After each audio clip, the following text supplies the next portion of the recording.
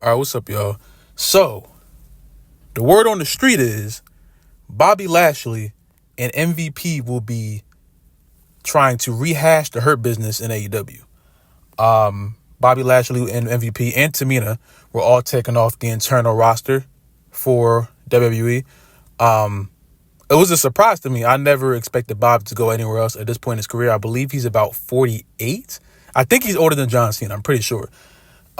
He's stayed in top tier physical shape for his entire career. He looks exactly the same like he did when he was younger. He damn near looks younger now than he did when he was actually younger. Bobby Lashley is a freaking specimen, bro. He's become one of more of my favorites over the past few years. I was really indifferent to him when I first started watching, and then like as soon as really the almighty stuff started, that was when my appreciation for him just skyrocketed, and he's become one of my favorite superstars, I'll say, over the past 5-6 years. We got through the Leo Rush Lashley. We got all through that stuff, the headband wearing, him doing the smack butt emote. We got through all that. All this is cool, but my problem comes when I hear the letters AEW. Now, I don't want Bobby Lashley to go to AEW at all. I don't want MVP to go there and try to do a hurt bent. No, I don't want it. No, don't do it. I'm only saying that for one reason. Tony Khan still, after all these years, has not proven to me that he can sustain a roster. And it seems that some superstars, as soon as they come over to AEW, Tony Khan wants to show them, hey, it's the greatest place in the world here, especially under the regime of Vince McMahon. Going from Vince to Tony Khan, Tony was like, all right, here you can do whatever you want. You can write your own creative. I'll let you book the show. I'll give you your own show, quote unquote CM Punk. I'll let you do this and do that and do this. I'll give you complete freedom. You can have the ball and I won't say nothing.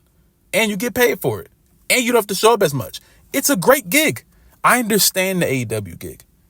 I don't want to be oblivious to what the AEW gig is to me. To me, it's damn near a vacation. Because we all know how strenuous the WWE's schedule is, all the house shows and things of that nature. AEW, the way they're doing it, they're gonna pay you a whole bunch of money. You don't have to show up as much. You get to run your own creative. Why wouldn't you go? Why wouldn't high risk, well, low risk, high reward, But the thing with Bobby is, and really the thing with AEW is, AEW has like I said, has a problem with making this roster feel like everyone matters, as hard as that is, And AEW has way too many stables in it anyway that aren't being used. Because to me, on the outside looking in, it looks like the only two stables that AEW cares about are the Elite and the Blackpool Combat Club. Swerve had a stable. I don't know if he's like still in it. The Dark Order, I barely hear about them anymore. I'm trying to, the Acclaimed, they're a tag team, but I guess they're a stable because Billy Gunn is there. Got the Bang Bang Scissor Gang, whatever they're called. Adam Cole had a whole group when he unveiled himself as the Devil. That just fell up. I forget, the Undisputed Elite, I think they called it. That fell apart. I don't know what happened with that. It's just it's a lot. And I don't think AEW has proven, at least not to me. If they've proven to you, then that's great. But to me, they haven't proven that they can bring these free agents in and juggle the fact that Tony Khan wants to make them feel like this is the greatest place in the world, but also accommodate the people who never left. The people who have always been there. That's the kind of angle I feel like they're about to go with Britt and Mercedes, Tony giving Mercedes everything. And Britt's like, hold up, I've been here forever. I'm pretty sure she was the first woman ever signed in AEW. You know what I'm saying? And I'm not a Britt Baker fan. I despise Britt Baker, but in that angle, I understand where she's coming from. And that's real life, Now, like I said, if this is something that Tony Khan, we all know Tony Khan does this already. So if this is the best thing for Bobby to do in his career, get a whole bunch of money, get to spend time with his family, I completely understand. I won't be confused, saddened, or angered if he makes this move. I will feel worried, though. I'll feel worried because it seems like they'll bring Bob in, give him a championship immediately, and he'll be relevant for as long as he has that championship. At some point, maybe he'll lose it. And then we're in a spot of, where's Wardlow? Where's Miro? People like that. Amazing specimens, superstars that can do amazing things in that ring, can hold a promo, can hold a character, can hold a storyline, and then after a while, AEW just drops them. And I don't want Bobby to become that way, because I think Triple H, his handling of Bobby Lashley was weird as well, because we had the Hurt Business. Vince destroyed that in one of the most asinine moves in the history of the company. The way that the Hurt Business broke up, I will never forgive them for how that was done. That was one of the worst breakups with no logic. They just started, I can't even, yeah. I was furious that night. And then you gave Bobby the Pride with B-Fab, former Hit Row member, and the Street Profits, Montez Ford and Angelo Dawkins. And they had a match at WrestleMania, you know what I'm saying? I thought they were going somewhere. They had the shirts, they had the emote, they had a little bit of a song. I think they changed the Street Profits song. I thought that was the Pride song, but they were coming out to Bob's song still, so I don't know. It seemed like Triple H just never went all the way with the group. And I feel like you could have. You know what I'm saying? Like, to me, you give them a marquee match at WrestleMania against a stable, Karrion Kross stable, I think was the Final Testament. I would think that you're on board with them to give them a WrestleMania spot. I would think you're on board with them, you know? And then it just slowly dwindled away. I'm not sure where the Profits are, for real. B-Fab, I barely see her. And I was under the impression that Bobby was hurt. That's why he's been off TV. Now, he could still be hurt. I don't know. But I just thought he was injured, you know? And I was really preparing to make a video about how I think after Cody's done with Solo and the Bloodline, Bobby should be the next feud for Cody. You know what I'm saying? I think that would be great. I think that would have been great. Now, it's fair to say this all is not set in stone. You know what I'm saying? This is all hearsay.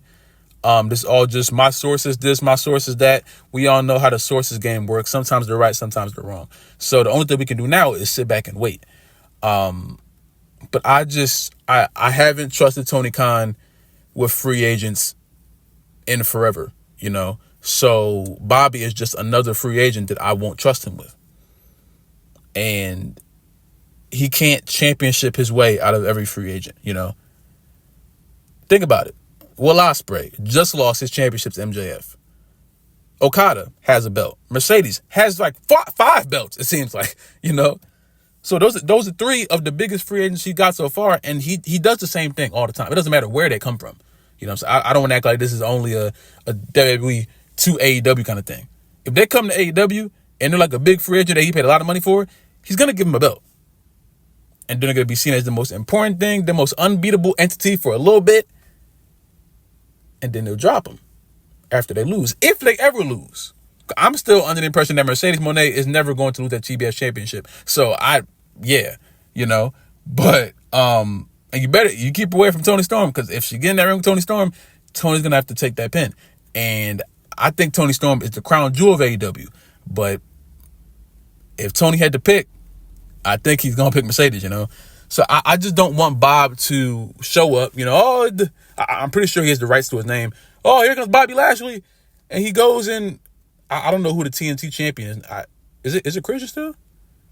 No, it's Jack Perry, right? I don't know. I'll check as I'm in the video. I believe it's Jack Perry. Yeah, because he won the ladder match at the last pay-per-view. So Jack Perry has it. Now they're like mid storyline with that stuff, so it may not happen immediately. But tell me right now, you don't believe Bobby Lashley and Jack Perry in that ring, and Bobby just coming there and whooping Jack Perry's ass. 1, 2, 3. Bobby is TNT champion, and then they start the Hurt Business. They get Shelton Benjamin, you know. Benjamin, I believe he had a little altercation with Max Caster on the Twitters. You know what I'm saying? I don't know much about it, you know what I'm saying?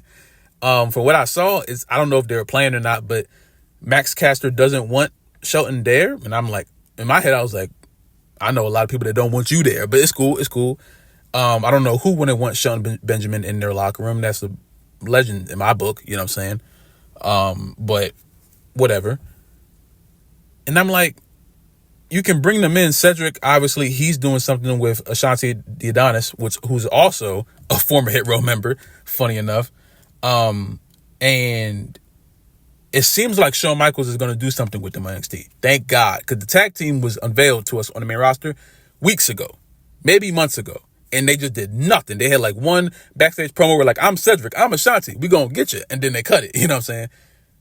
NXT, I have all the faith in the world for NXT. So I think they're going to do something with them over there.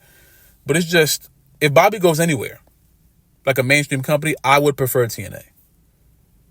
We've seen Bobby Lashley. He's a former TNA world champion. There was a point where he had like all the damn belts in TNA. So he would be great over there.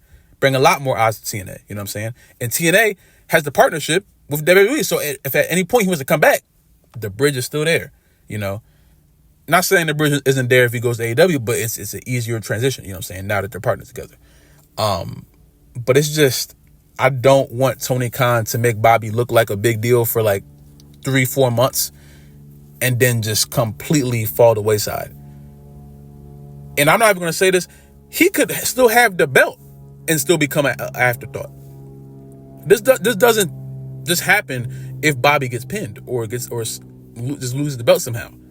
He could still be the champion and just fall into a kind of a weird rut like Jed Cargill did, where she had the TBS championship, but she was just going out there going through the motions, racking up wins on the dark shows, and she would start 25-0. Next time she comes on TV, she's 54-0. No one knows how. She goes in the ring, beats a girl in a minute. Next thing you see her, she's 72. You know, it was just Jade Cargill. After a while, they were just slowly moving, and then it flatlined. I don't want Bobby to fall into that flatline. You know what I'm saying? I think TNA is the only place that's going to keep him on a straight and narrow as far as booking goes. AEW is going to book him all the way to the top and maybe drop him off. And it seems like Triple H has no idea what to do with him. So that to me might be even worse. You know what I'm saying? So I don't know. But I really don't want Bob to go to AEW, bro. I just, of course, if it's announced or if he just shows up one day, I'm going to be hyped. That's Bobby Lashley right there. I love that guy. You know what I'm saying? But I am going to watch with caution and worry. And I'm going to be very skeptical of it because I feel strongly about Bobby Lashley. I feel strongly about MVP. And I want them to be in a place of power. Not in a place of hierarchy, you know what I'm saying? But not also jobbing or giving something just to say, oh, you didn't get this over in WWE, which you really can't say, because I'm pretty sure he's a Grand Slam champion. I think the only belt he didn't win is the tag team championships. I think. I know he's been IC champion, US champion, WWE champion. I don't think he's been world heavyweight champion. Or tag. I think those are the two belts he's missing. But at the end of the day, AEW can't do anything more for Bob creative wise than was already done, because he's been in WWE forever. You know what I'm saying? He's been under the Vince McMahon regime forever, left, came back, and then they put him back at the top, and they just fell into this rut again. But Triple H, I will say this, bro, all-time fumble. You have Bobby Lashley at this point in his career who can still go better than half the guys who were 20 years younger than him. And you got nothing for Bobby Lashley? But I'm not going to go as far. I saw a whole bunch of people trying to call Triple H, I don't know if I can say this word on YouTube, but prejudice towards black people. I don't think that he is that. You know what I'm saying? In fact, I will go as far as I know he's not that. But I just think Triple H he didn't know what to do. You know, I just think he didn't know what to do. And going further just into that thing, but I really don't believe, but why I understand it's being said, black wrestlers historically have not been treated very well in that company. I'm just being honest. They're usually treated as a joke. Bobby was treated as a joke. With Max Caster, funny enough, with the Three Sisters thing, you know what I'm saying? Coming out there smacking his butt, you know what I'm saying? You had Kofi doing fake accents, and you had MVP, who they gave immediately a basketball playing storyline. Hey, you're black. You can rap, and mentioned that he came from jail. You know,